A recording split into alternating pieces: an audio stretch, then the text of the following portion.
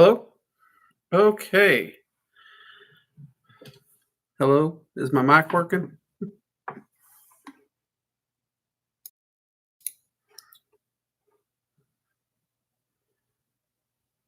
Hello?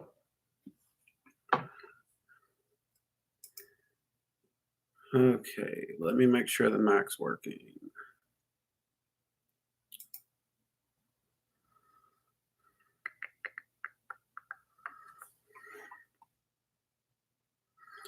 Hi, Naamah. Could you let me know if the mic's working? It's not letting me hear anything on my end. Awesome. Thank you. The YouTube streaming it's nerve-wracking the way it won't do that. I got to find a way to get to where I can hear it. How are you doing this evening? We're going to give everyone a little bit of time to see if they jump in here or not before I start rambling on.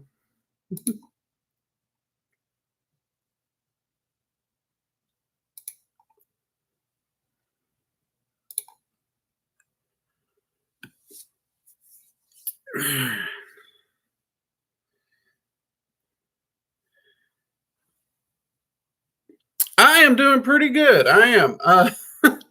We tried to record the mead bottling video earlier this week and basically lost like 3 hours of footage.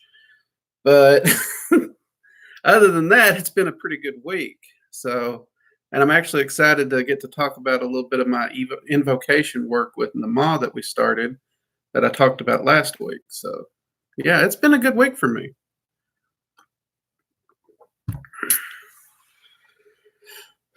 Luckily, I was able to salvage the video somewhat. We'll be posting it on Tuesday, so.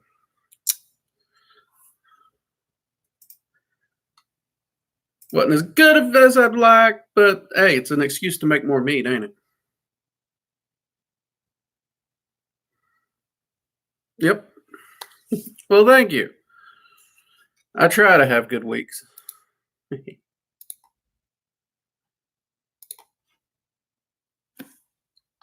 All right.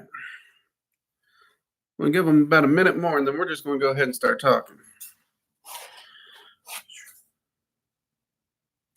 That's the beauty. They can catch the replay.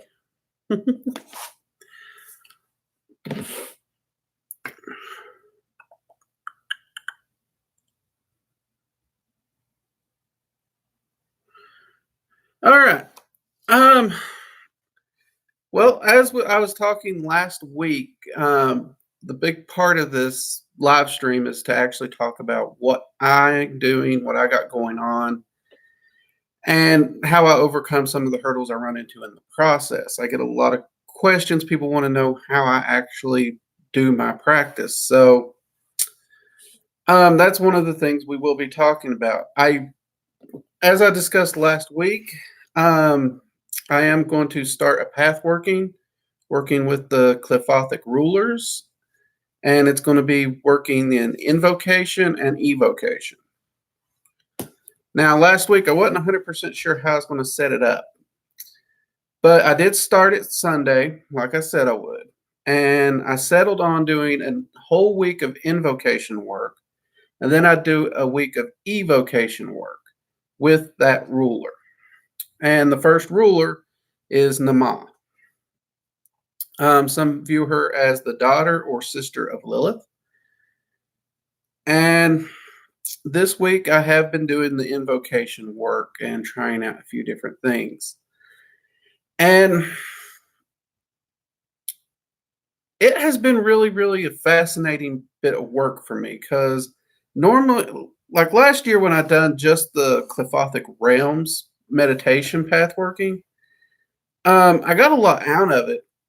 And I can even say, I grew and there was a lot of healing and stuff I got through.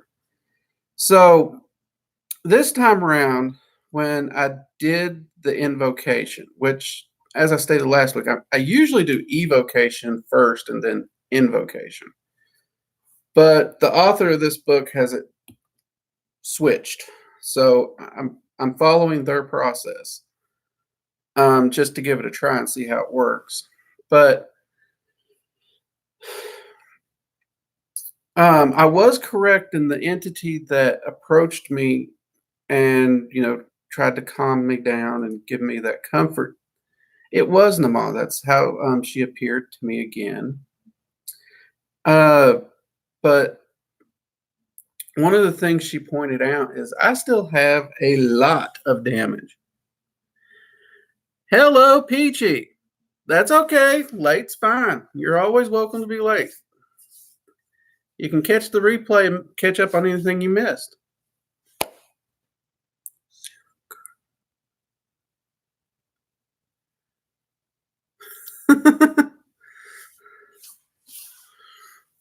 My name are Peaches.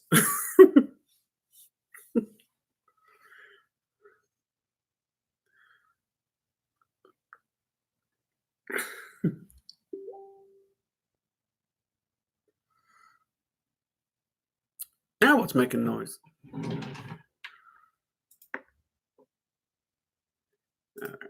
Hush. Turn that off. Okay. Anyways, she showed me this damage by basically showing me an image of me literally just like ripped apart, impaled, torn down to the sinew and bone. And some of the wounds and injuries, they were pretty telling, very, very telling. Like one of them was right here in my chest area, and I knew exactly what it was. It's not something I can get into. It's a little personal on multiple levels, but and she started talking about how I need to put more time into me, and I thought I had been doing that, but that's like the first thing she hit me with this week, and I'm normally a go, go, go, go, go kind of person. So I was a little surprised when suddenly this week I became lazy. I didn't want to do anything. And I guess it was like the second night of invocation where Naamah pointed out that was her doing. Since I wasn't going to set aside time for me, she was going to just basically make me lazy for a period.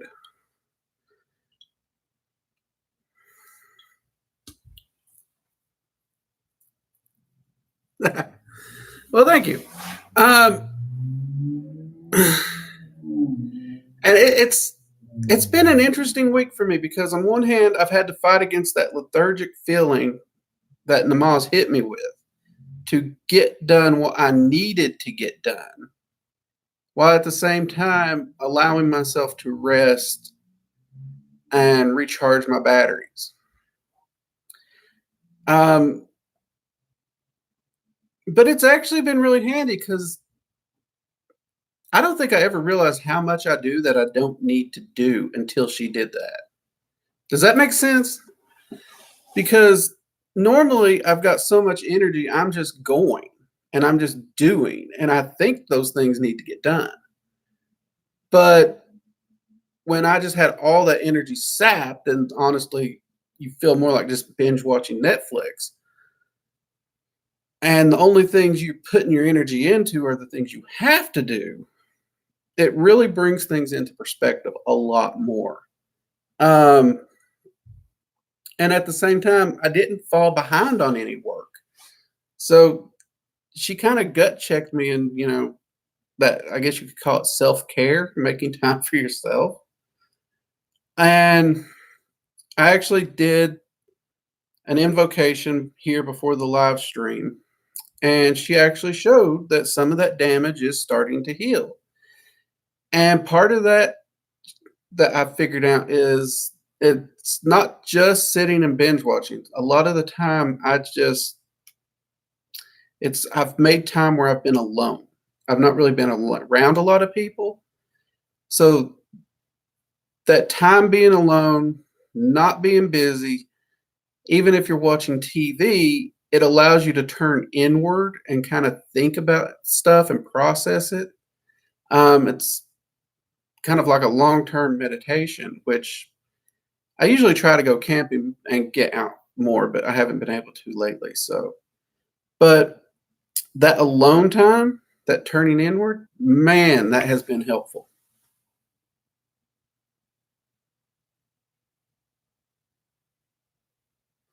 Um, well, I covered it earlier, but it literally, she showed myself in a mirror, and you could literally just see where like skin and bone and sinew and just like rips, tears, holes. I mean, it was nasty looking, burns. Um, like this lower portion of my torso was pretty much just missing. Um,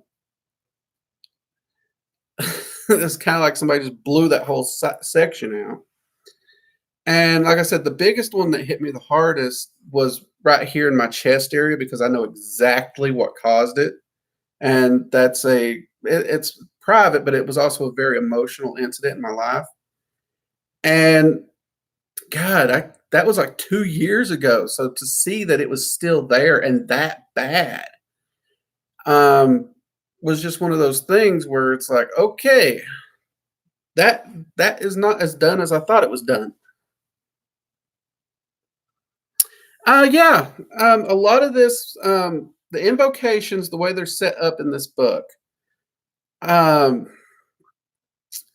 you start with the opening ritual, and then you start by meditating on the sigil that they give you for Naamah, and you pull that energy into the ritual area, and then you pull that energy into you while at the same time pushing yourself into the sigil. So you're kind of creating this little feedback loop between you and Naamah during the invocation. And from there, you drop into. I've dropped into a full trance state, but you could do this with just a meditative state if you're not built up to trance yet, I would say. And the images and everything just started flooding through. I mean, very clearly. At one point, I was looking at me from her perspective. I was literally her looking at me. It was really freaky. But at the same time, anytime I was aware of the room I was in, it didn't feel like my body sitting in the room. It literally felt like her. I mean, I could feel the hair on my shoulders, the fingernails, the feminine features, everything. It was a trippy experience, and every night's been like that. With the conversations, the information, of course, being a little different each time. She's made it very clear her focus for this first week with her is teaching me to slow the hell down. I mean, like I've said, she put the safety brake on myself. So, she's purposely slowed me down. And it's working. I'm learning quite a bit. But she is showing me that basically there's damage in, I'd say, from 8 years of my life that I've not dealt with, and she's got me currently dealing with.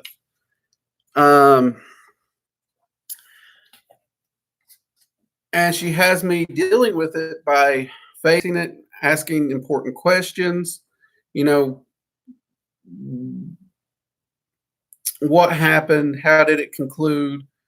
How does this affect where you are today, what you're doing today, and where you're going? And that's been the biggest thing for me. How does it affect Drake today as opposed to the Drake then?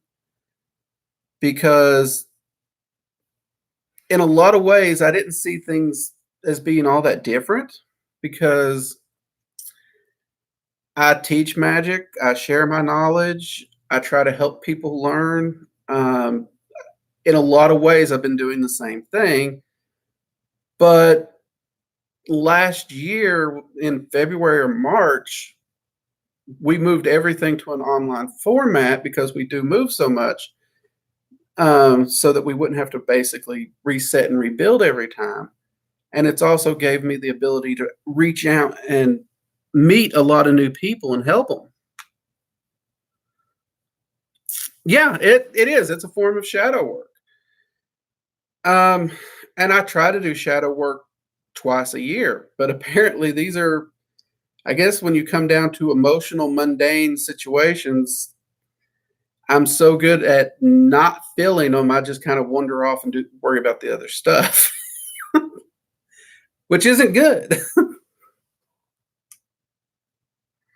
Which isn't good.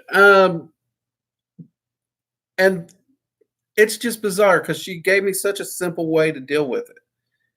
And that's literally just look at who you are today, right now. And well, she actually tapped into that warrior aspect of me and the fact that I've studied martial arts, because she's like, this is who you are today, and your goal is to be better tomorrow than you are today. You can't change the past. So what on the past is beneficial and what isn't? Evaluate and let go. And that's what I've been doing. And surprisingly, there's a lot, and I do mean a lot, of that damage that's healed up. Well, when I look into her mirror again, I should say. Still more work to do, but it has been really fascinating to work with her like this. And she's definitely an entity that even after this path working, I want to go back and work more with her and get to know her and some of her ideals and philosophies. It's been really cool. That said, she did allow me to make some alterations to the ritual.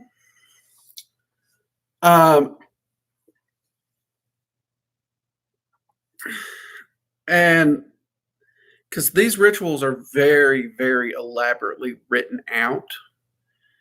And for me, that kind of pulls me out of that state of gnosis and trance.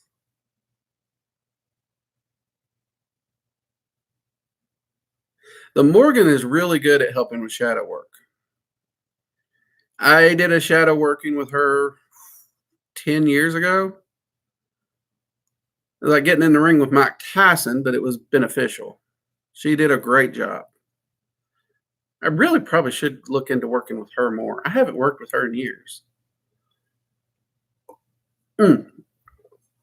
But when I simplified the ritual, the effects, it ramped up, because it's one of those things I try to tell people: make the ritual fit how you function. If the elaborateness helps you get into that state, that's great. But if it distracts you from it, you need to find what gets you to that state. And when I simplified it and I was able to put more focus on Naamah, the energy, and just dropping into that trance, it just shot me right through. And the power and the energy, her energy hit me harder that night than it had previously. I mean, when it first hit me, the best way I could describe it is, if you've ever felt like, if you've dove deep underwater and felt that pressure, that's kind of what it was like when that energy hit.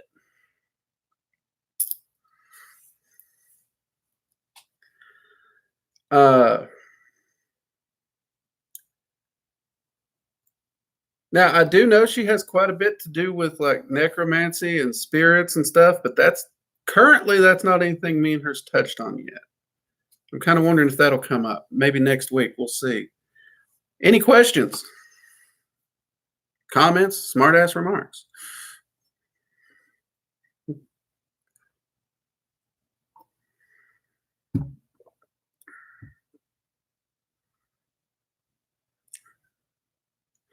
Okay.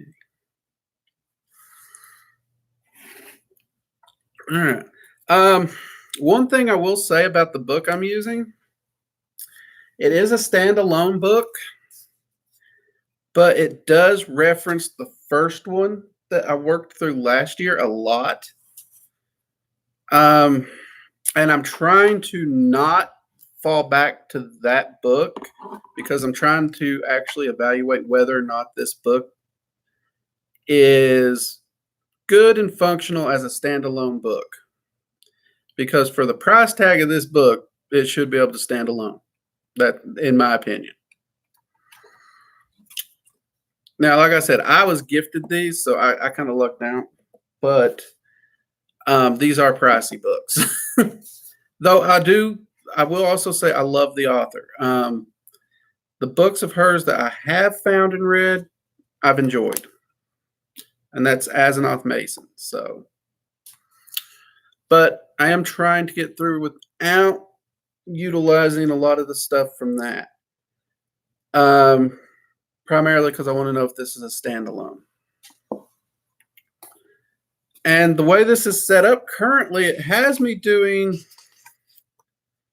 dream work as well, which that's actually been kind of interesting because not only am I doing the invocation work where I'm getting information and all that during those rituals, but then you go to bed and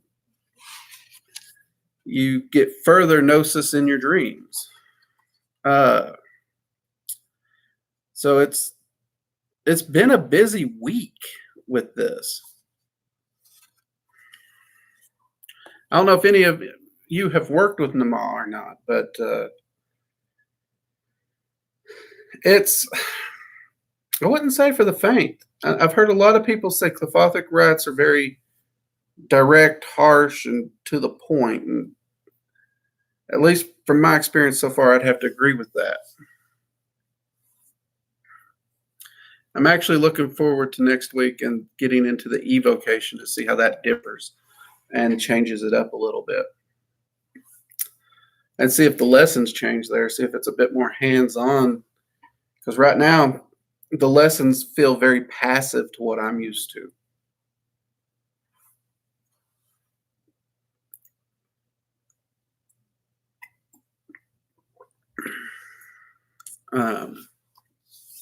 So, yeah.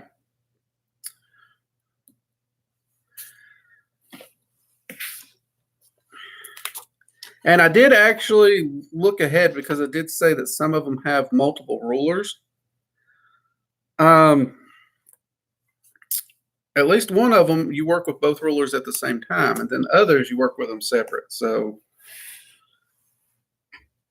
this is going to be a long path working to get all the way through all the realms of the Qliphoth. So I guess that's good because that'll give me at least something to talk about during each live stream. Another thing that we actually, or I should say I started this week is I have been testing, researching, and tinkering with getting in shape and using evocation to do that. And I have been speaking with, working with a dragon to help me to aid in the process. And I state it that way because I get a lot of emails where people want a spell to cast spell, wake up next day thin. I don't know one. But I am going to actually be applying what this dragon has been showing me and doing evocations to work with him to see if I can shed some pounds quicker than normal using his help. So that's another thing I'm going to be testing. We'll see how that goes. And hopefully it goes pretty well because I could actually afford to lose quite a few. But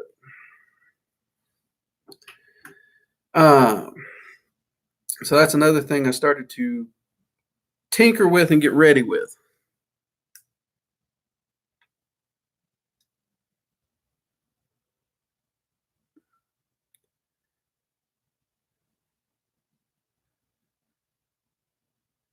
Hey, I've worked with the Olympians some. Actually, it was during my work with Hades that I first started working with Hell because Me and him had been working for a year together through different things, and finally he's like, "Okay, I need you to go speak with her now." And I was like, "Wait, that's a completely different pantheon. What? Where'd that?" uh, but that said, I did make my way over and get in contact with Hell, and I started learning a lot from there. That was the first time I've ever been sent from one pantheon to the other. That was interesting. But I try to listen when things like that happen so that I learn the lessons I'm supposed to learn and make the progress. So, and speaking of dragons, there's actually something I don't know if we're going to do a live stream of it or if I'll just do a video of it, but it's something the dragons haven't allowed me to share for 2 or 3 years. And just this week, they gave me the go ahead to share it. And it's what they refer to as the Dragon's Eye seal. And it's actually a circular seal. And it can double as sigils for dragon magic, but it's the first thing that it really helps with is it works as a connection to the 9 rulers as well as a gateway to, if you astral travel or soul travel, to move to the dragon's worlds or to bring that energy to you.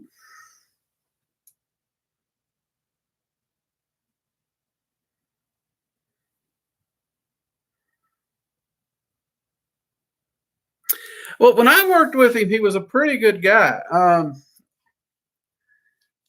He he was very, trying to think how to explain it. He was polite, he was nice, but he was almost really straight laced, well mannered, calm. Um, Almost, if you ever saw the original Godfather movie, you know how Don Corleone or even Michael in the later movies, when they're not having a temper tantrum, how they just had that calm, business-like personality and the air of authority about them. That even when they spoke softly, everyone would listen. That's kind of what he reminded me of. But at the same time, he could make a joke. It was usually,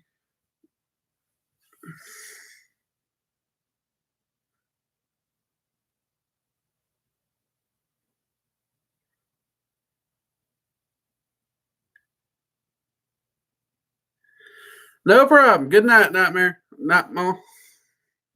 My bad. So, uh, so it's I enjoyed working with him because that kind of professionalism that he presented, I actually enjoy that. So I enjoyed working with him a lot. I did find him to be a dog lover. I really did. He absolutely seems to love dogs.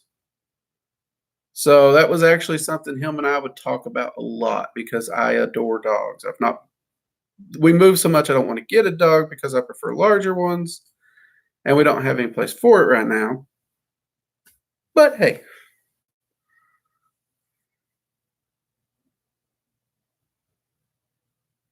Yeah, yeah.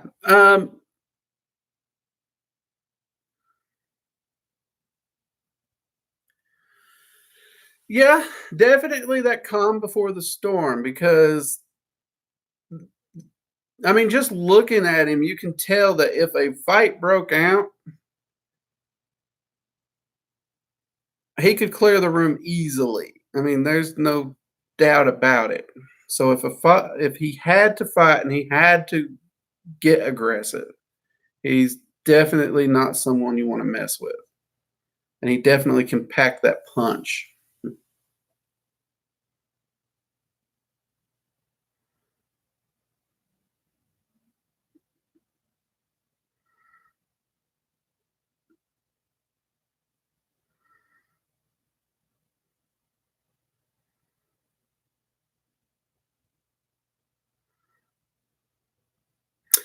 Um,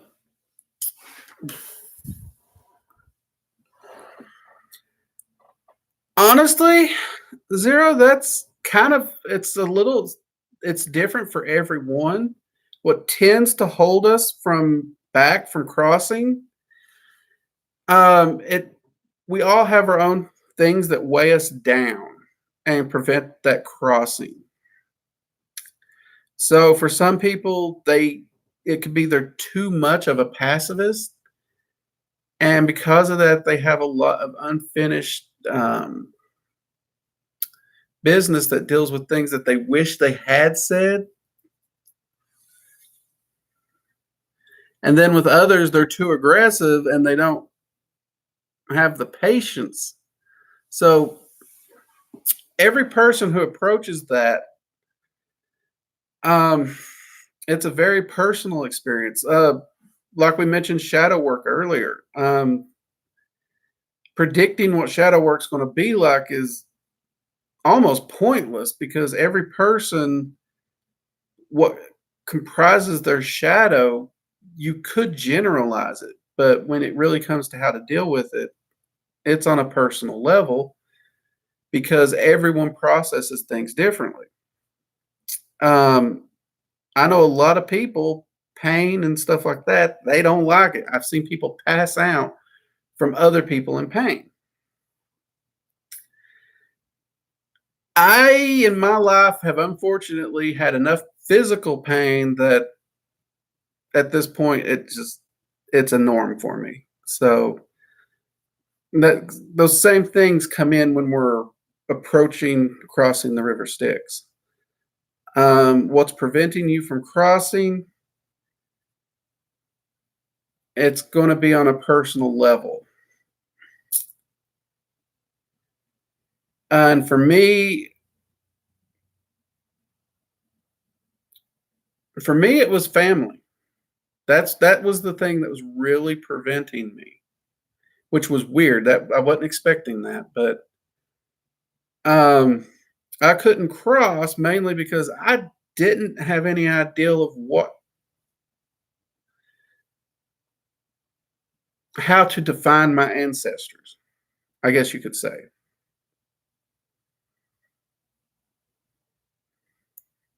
So for me, that was a really hard experience because there's a lot of people in my life, friends, family that I've lost that I was really close to.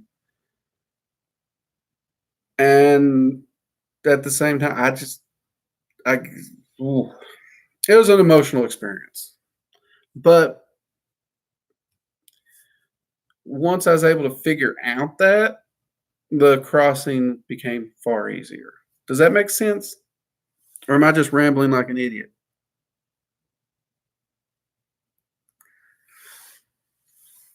Oh, must make sense. Okay.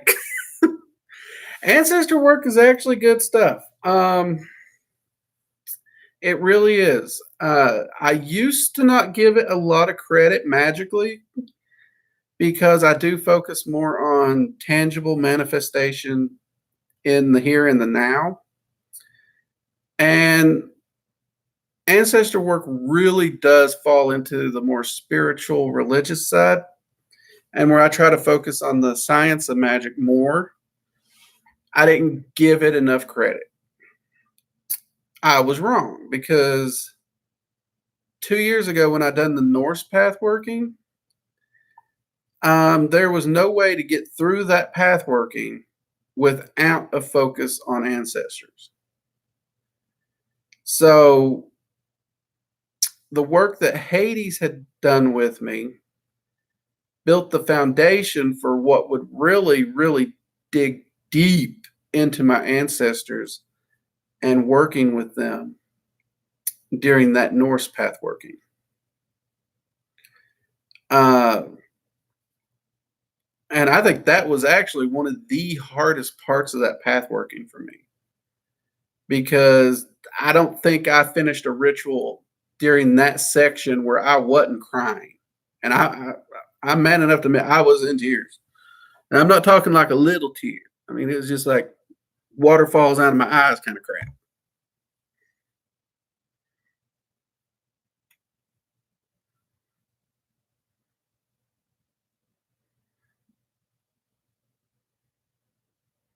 Yes, yes, I do. Um, Growing up, I was not close with my family. There has been a tension with me and my family as far back as I can remember. Uh, my dad was really the first one to reach out and try to understand me. Everyone else was basically trying to change me. And once I started doing what I'm doing now as a profession, there was a good 6-year period where I heard from no one. They just cut me off. Um, and that's one of the reasons my ancestors played a part because I'm not overly proud of my family. There's a lot of things that I'm definitely the black sheep. And so, yeah, that was a major issue. And that's the reason I put so much stock in adopted family or, those friends who have your back through thick and thin. They're the family you found, the family you chose. But yeah, that was definitely one of the big things that held me back. And there was a lot of resentment. It was. I actually resented it. Because I would meet people who family was everything to them, and I thought I wanted that. And in fact, a good chunk of that 8-year damage I talked about came from the fact that I let people into my life who I shouldn't have. And every one of those people presented a very family oriented lifestyle that I thought I wanted. And at the end of the day, I realized none of them even cared about me to begin with and didn't deserve my trust. So it was a weird situation. That said, before we all just start hating Drake's family, um, last year around my birthday, my family did reach back out to me, and we've been reconnecting, and it's been a good thing because if I hadn't done that path working, I wouldn't have been open to the possibility of reconnecting. And me and my wife, we visited over the summer last year, and we had a great visit. And they're actually coming around to being okay with what I do.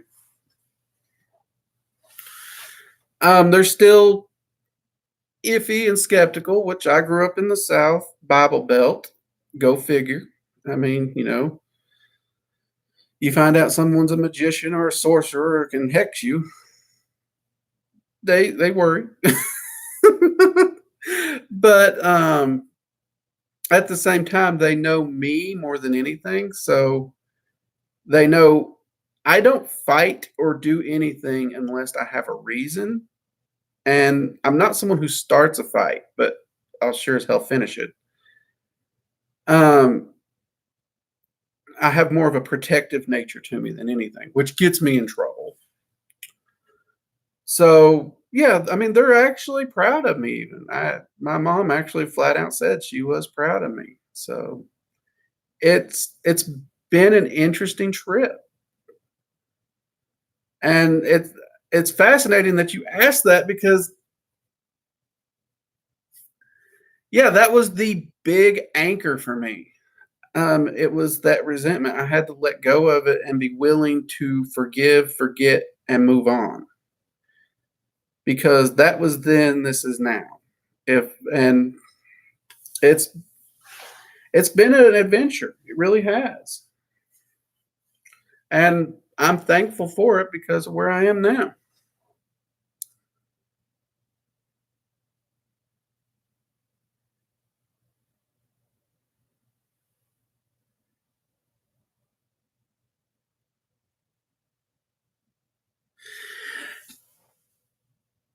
Yes. And here's one of the things I learned during that Norse pathworking, Peachy, that is important. Ancestors are not just blood. And this was like the hardest thing for hell to beat into my head. And I think that's the reason Hades passed me off to her, because she did have a far easier time doing this. So when you create a bond of family, whether it's through blood or someone you just know your whole life, or even you just know them well enough that no matter what, you have each other's back. This is the person that will yell at you and tell you you're a dumbass when you need to hear it. And they will pick you up and they'll just sit there and let you yell and scream and go on because they know you just need the vent. Those people are family. And that bond actually links them to your ancestral line as well. So my first mentor, though we weren't blood related in any shape, form, or fashion, if I do any type of ancestor work where I'm calling on my ancestors, he's one of the first to appear. So you will find when you do your ancestor work, it may not necessarily be blood relatives that show up as your ancestors. So it can be a tricky road, but be aware of that. It's not necessarily just those family members.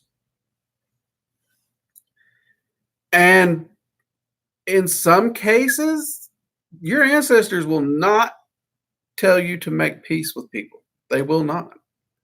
Because some people are crap. And whether it's an ancestor, a family member, or not, a crap person's a crap person. And they don't deserve honor. In that case, your ancestors are usually just like, nah, we'll ignore that person. You know that creepy family member that everyone tries to scooch away from at the reunion? Yeah.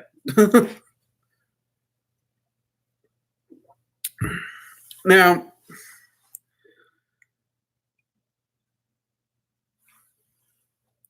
so go in it with that mindset, and I think you'll have an easier time with it, because I know a lot of people approach ancestor work with thinking they have to make peace with their family entirely. And there's a lot of people, myself included, who there's parts of their past and their family they can't make peace with. And in all honesty, they shouldn't. Some things just, they're bad, okay? They're bad. And at some point you have to look at it and be like, you know what? You can't polish a turd. No matter what you do, it's still shit. But what you're seeking to do is filter out the shit from the possibility. And that's what I learned through my path working. Because for all the turds that did exist, there were those people in my family who, yeah, they may not have made the best decisions. But at the end of the day, if I was to just set them alongside a measuring scale of, are they a decent person, good person, or a shit person, they actually would measure in pretty highly.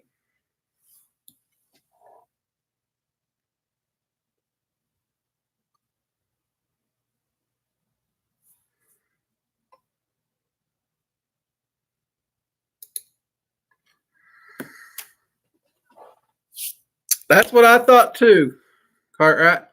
And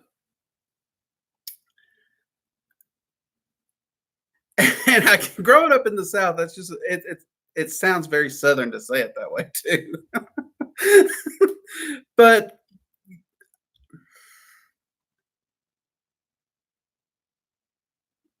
well, I'm glad. See, these live streams are already serving some use. I'm glad. And that's why I try to share my experiences, because there are certain things that it's personal for everyone, but there's a lot of viewpoints that aren't ever talked about. Like, I can't think of a single book I've read where they talk about ancestor work and they go past family blood. It's like always on the family bloodline.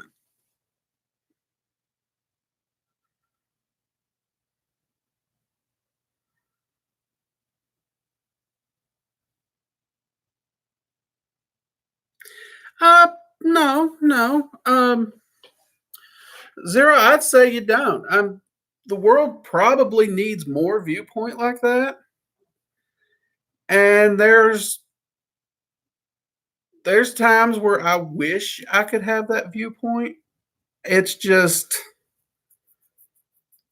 and it's something I try to stay open to. I have to specify that. There's just certain people that every time I've extended that viewpoint to them, I got burned again. So I'm a little more wary on that. But no, I would agree with you that there is, in theory, possibilities for everyone. The question really becomes, do they want to try and turn their life around? And there's some people who just don't. Um, which I can't even blame them for that because I'm a big believer in you live your life the way you want that makes you happy as long as you're not hurting other people. And sometimes those choices, even if you don't intend to hurt someone, they do, but that's kind of the freedom of choice aspect. So, yeah, I think the world needs people like you who constantly does some sifting because you're going to be the one that turns someone's life around probably before I would because if it's someone who's burned me multiple times, I would like to think when they need me, I would be there. I I try to do that. That's what I want to be able to do.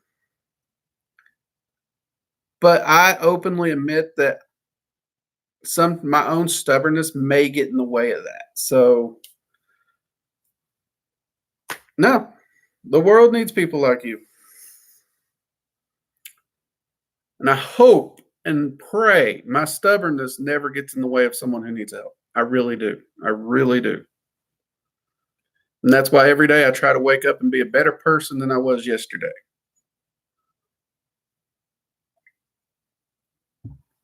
I've made mistakes, plenty of them. So, someone out there had to give me a second chance at some point. No one's perfect, and I try to extend that same logic. Uh, so yeah, and that's one of the things where ancestor work really gets interesting because I can think of one family member when they passed away. Me and them were not on good terms. In fact, if we were in the same room, the rest of the family would try to separate us or get us into separate rooms just so something wouldn't happen. And they were my elders, so I was always respectful until they started stirring the crap pot. But during that ancestor work, they turned up. And that was a hard one for me because the first thing that flared up when they approached during that working was all that anger, the rage, and just the spite from the last few years I'd known them. None of what happened prior to that. And the thing is, prior to that, that person was someone who taught me about commitment. They taught me about work ethic. They taught me about responsibilities. Some of my fondest memories of a child was this person reading to me. So when I had to confront them in my ancestor work, I was surprised, but then they actually apologized for those final few years and they explained it, which, in all honesty, their health had been failing and they just took their anger out on others because of it. And I was one of the best targets because, as they stated, I was one of the ones that could best handle the emotional barrage. So even though it wasn't fair, so there is that balancing factor there. And I did make my peace with them. And I'm glad I did.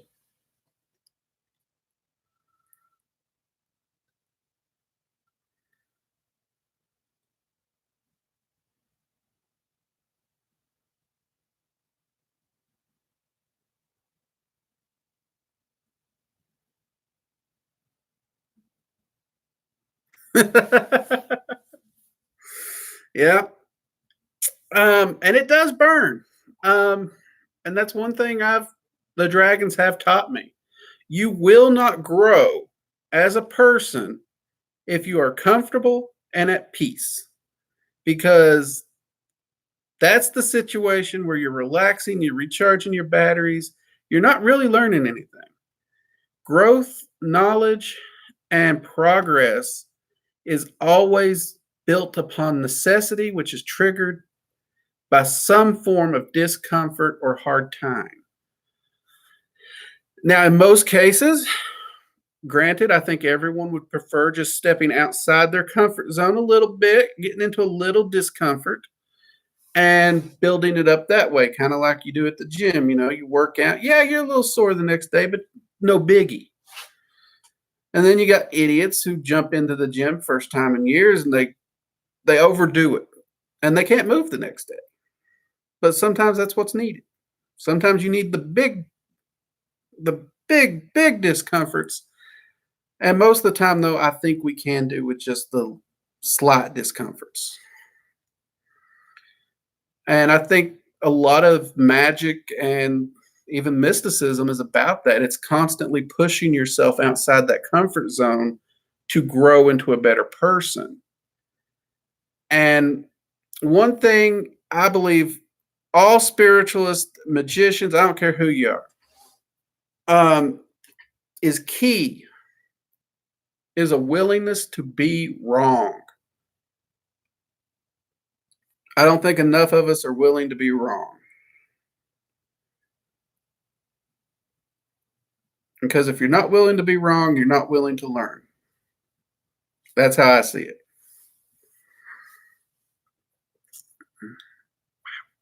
Okay, one thing I did get a question on last week that I was wanting to touch on this week.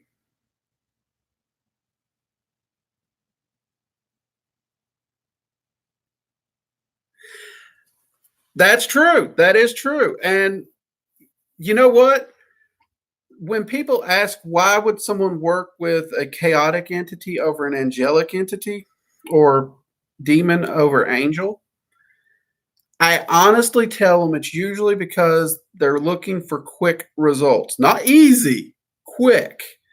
And the reason usually the more chaotic entities have such a bad rap is instead of just kind of gently nudging you along, they are the ones that are most likely to push you into traffic because you want result A. And if they push you into traffic B, then the car will hit you and knock you over to C, and you have A. Congratulations. Problem solved. So it's usually the quick route. Not necessarily comfortable, but it works. That said, however, even the gentle entities, in my experience, if you refuse, if they're trying to nudge you and you're just digging your heels in, I ain't doing it, eventually they're going to get a ball bat and smack you with it. It may take longer for them to lose their cool and smack you into traffic with a ball bat, but they will do it. And in my experience, once they lose their cool, they can be worse than any demon. That's been my experience. People give demons a bad rap because they're so harsh with their lessons. But when the more angelic ones, the calmer ones, lose their cool, oh, Lord, you don't want to be the recipient of that. I mean, it'll get you where you're going, but in my experience, it's always worse. And yes, I've been stubborn enough to have that experience a time or two. So that's why I'm so open to listening now. You get hit with that celestial ball bat a time or two, you become a better listener. That's been my experience anyway. I couldn't imagine somebody getting hit a time or two and still not learning. If that person exists, I want to meet them because that has got to be the most stubborn person on the planet.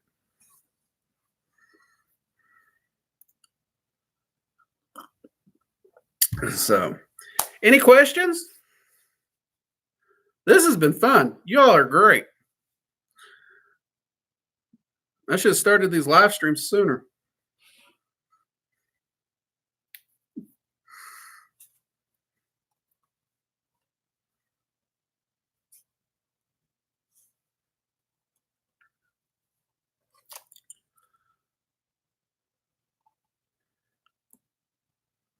Okay. One thing that was asked last week was the difference between draconian magic and dragon magic. And I did want to touch on that this week.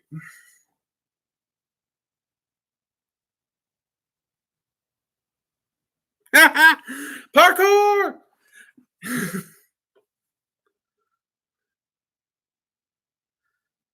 Oh, you're going to bed? Okay. Good night. It's actually been about an hour, so we probably will be closing up soon. I'll cover the draconian and dragon magic thing next week. We kind of got onto the ancestral work, which that's why we do these. Research and ramblings. We were rambling. But I think everybody got something out of it. Actually, I mean, even for me, it's actually great to know that I'm not alone in that area of processing where I had to work through that. It's actually good to know. And it's good to know that my experience can help you all a bit too.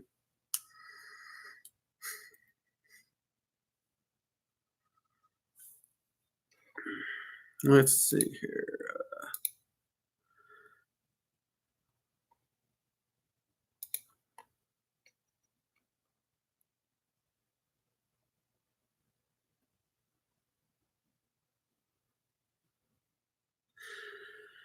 All right.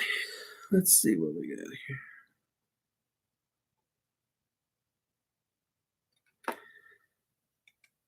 You know, when someone says I'm not the only crazy one, I like to quote Jimmy Buffett. It's okay to be crazy. Just don't let it drive you nuts.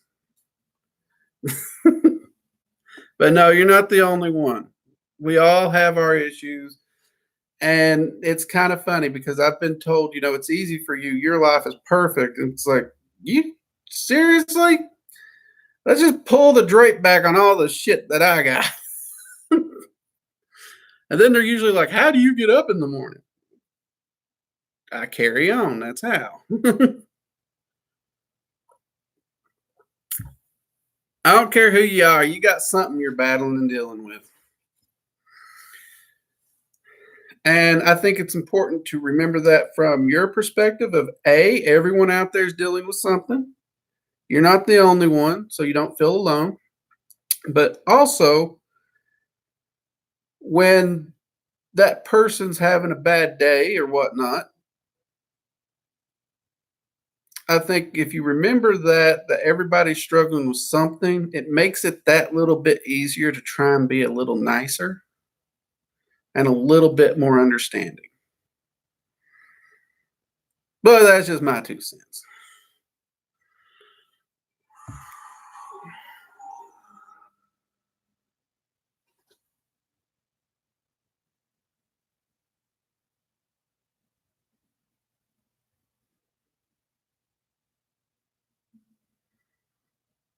Well, I've never looked in your house, but I mean, if you were to come to my house, yeah, you would definitely see that.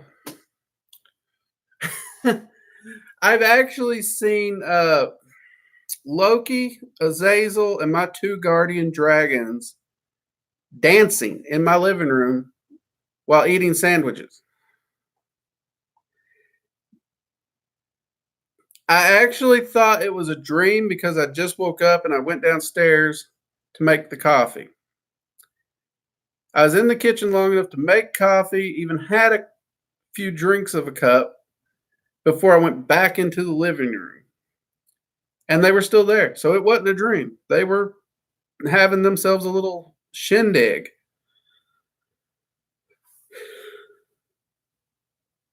So, yeah, I mean, like I said in one of the videos, they used to tinker with my stereo because they love music. My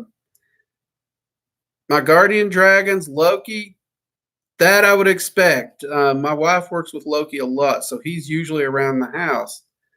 But I don't think I was quite ready to see Azazel holding a hoagie while dancing. That was new. That was new.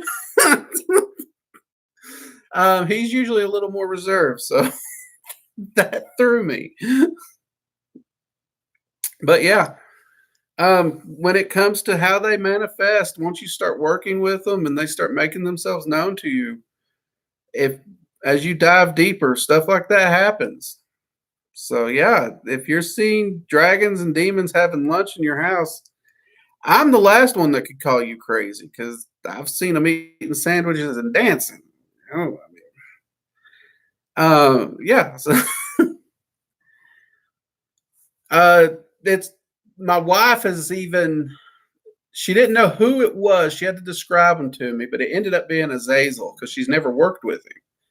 But she actually saw him flipping through my bookcase one day when she came into the office. Scared the shit out of her because no one else was home, and she didn't know who was there. And when she done a double take, they were gone. So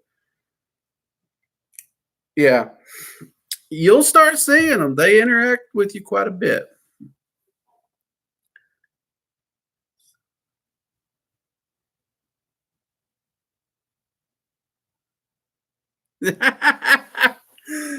Oh Lord! Well, at least I'm not the only one that's watching swamp people with some of the entities they work with.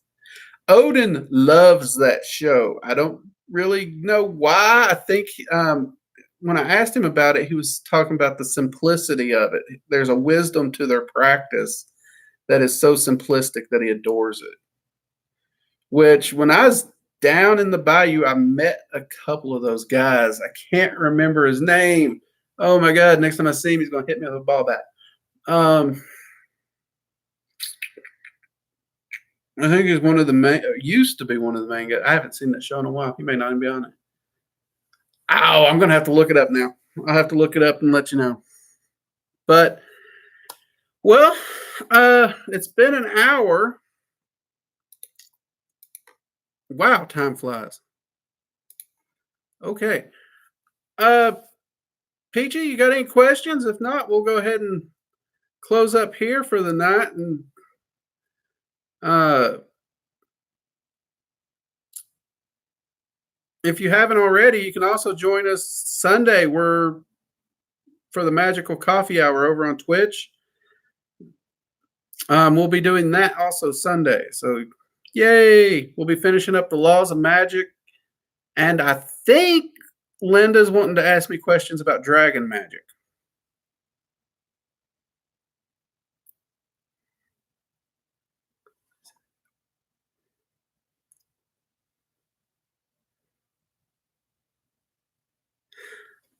Yep, Magical Coffee Hour is going to be taking.